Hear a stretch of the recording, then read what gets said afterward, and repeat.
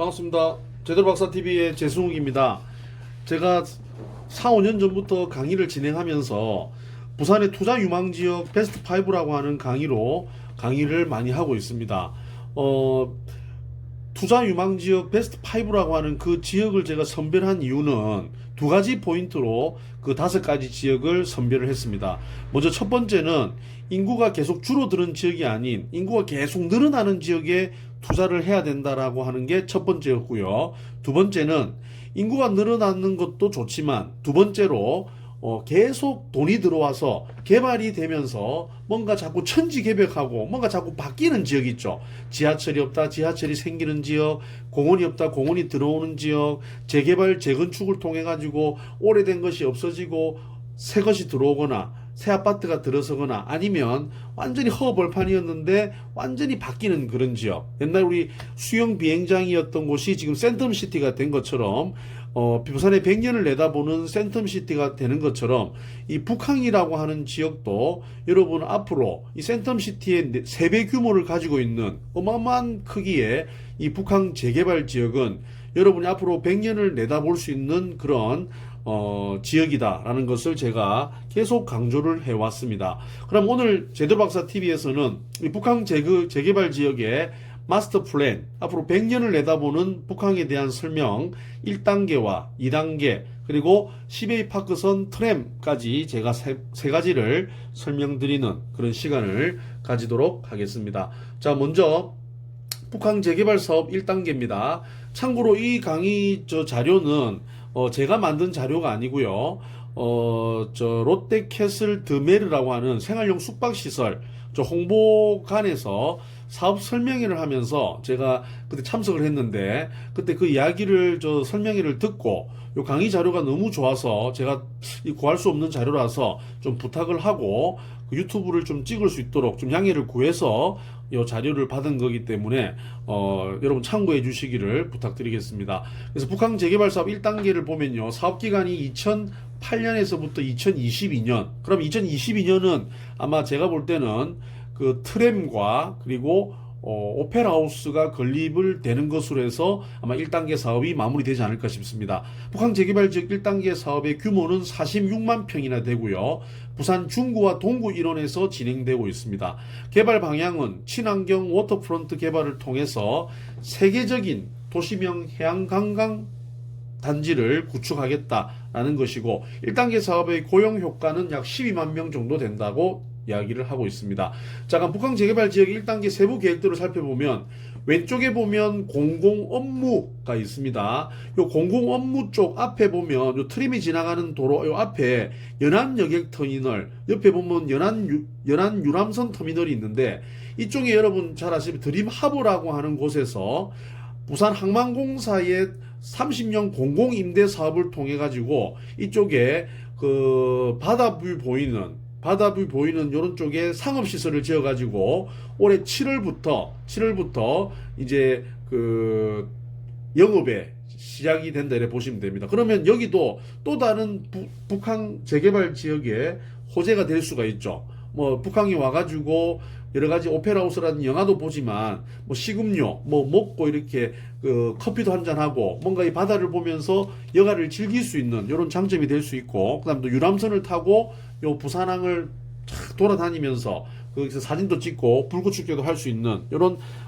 프로그램이 앞으로 진행될 예정이다 이래 보시면 되겠습니다. 자, 그러면 복합 도시지구 영상 전시지구, 그 다음에 해양문화지구, 상업업무지구, 뭐 공공업무지구, 복합항만지구 등등 여러가지 세부 계획도를 가지고 있습니다. 자, 그러면 지구별 세부 계획도를 살펴보면요. 상업업무지역에서는 아까 말씀드린 것처럼 D1, D2, D3 상업지역에서 협성마리나 G7은 거의 지금 다 올라가고 있고 1028을 실입니다.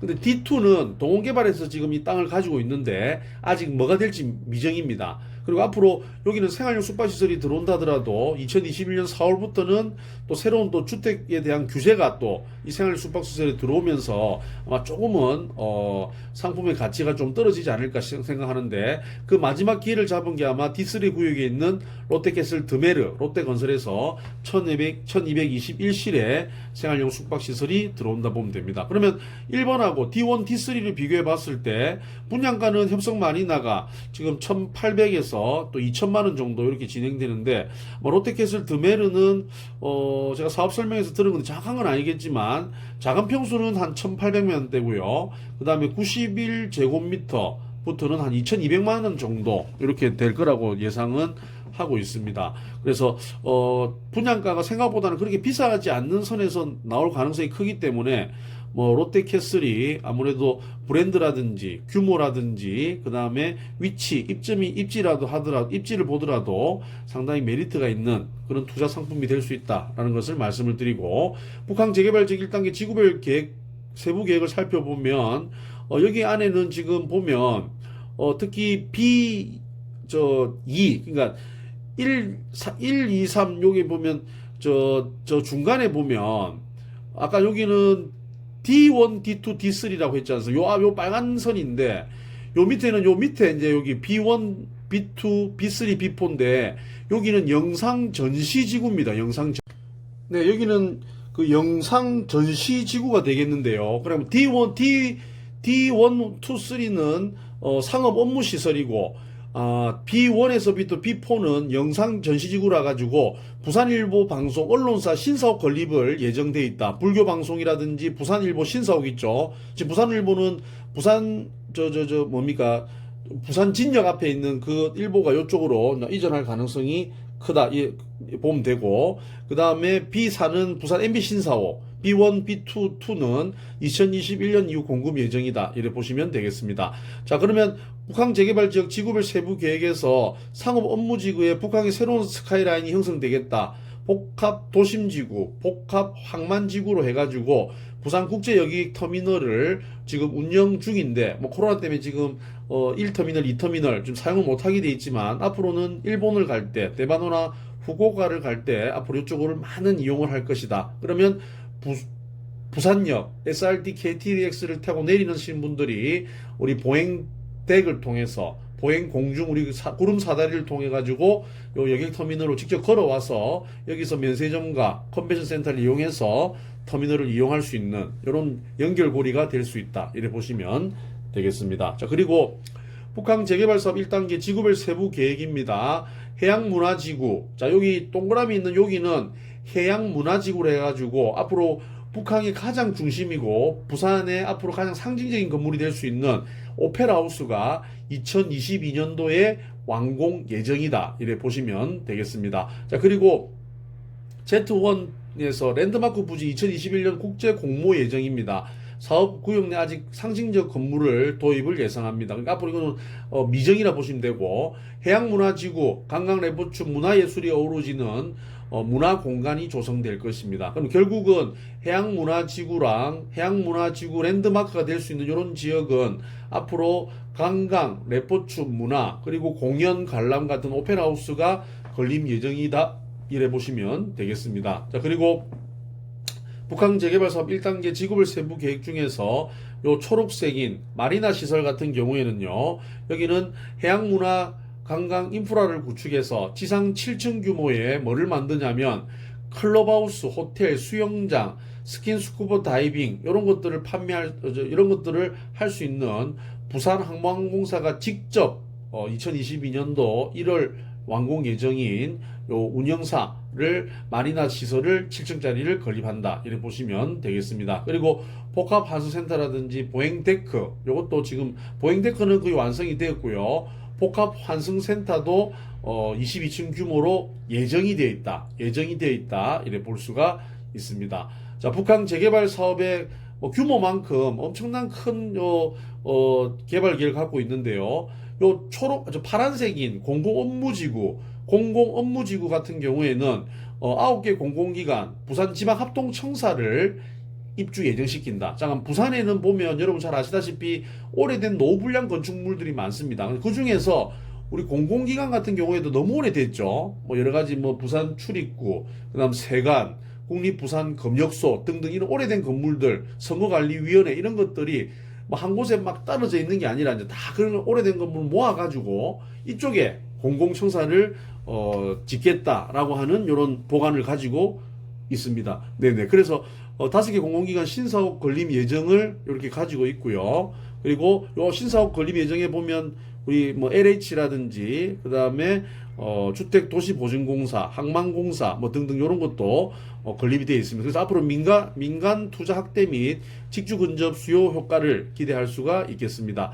자, 그리고 친수공원 이래서 여러분 요 보이시는 요 장소에 면적 5만 7천여 평 규모의 워터프론트를 조성해 가지고요. 2020년 하반기부터 단계적으로 개방해서 2022년 2월 달에 완성을 시키겠다. 그러면 이 북항이라고 하는 것은 이쪽에 지수 공간을 활용해서 사람들이 여기서 좀 놀고 여가를 즐기고 우리 저 내륙에 있는 부산 시민공원처럼 많은 사람들이 모일 수 있도록 이렇게 하겠다라는 비전을 가지고 있습니다. 그리고 북항 재개발 단계 2단계 사업을 보면요.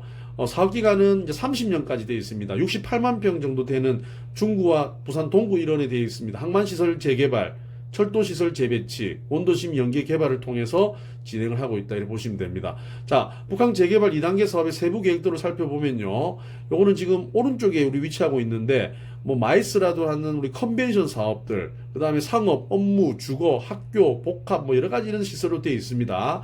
그 중에서 가장 많은 부분을 차지하는 게 업무와 상업 시설이라고 보시면 되겠습니다. 그 다음 북항 재개발 사업 2단계 향후 추진 계획 보면요.